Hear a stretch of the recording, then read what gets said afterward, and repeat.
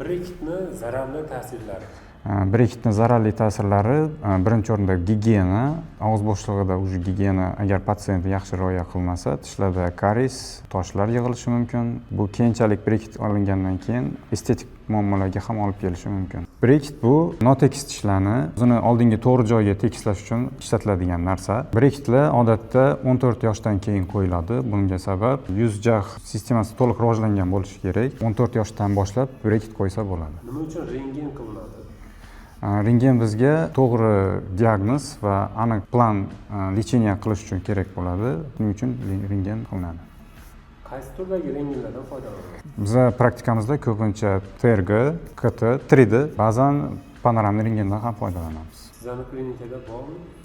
Bizning klinikada sanab o'tilgan hamma rentgenlar mavjud. Breketsiz ham tish qatorini tekislash mumkinmi?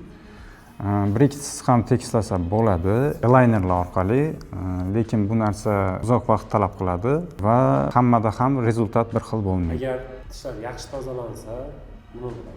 Tishlar agar yaxshi tozalansa, gigiyena tarafdan muammo bo'lmaydi.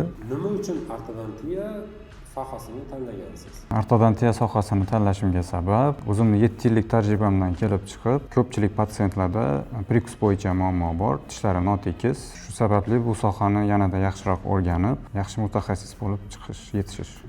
Men bemora sog'lom tabassum va to'g'ri prikus.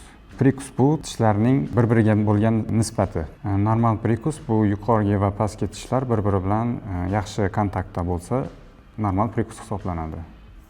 Yaxshi kontakt deganda nima tushunasiz? Yaxshi kontakt deganda tishlar tekis bo'lishi kerak. Zolotoy standartlari bor. Men shu standartlardan kelib chiqib, noto'g'ri tishlarning joyini standart normal holatga olib kelishim kerak.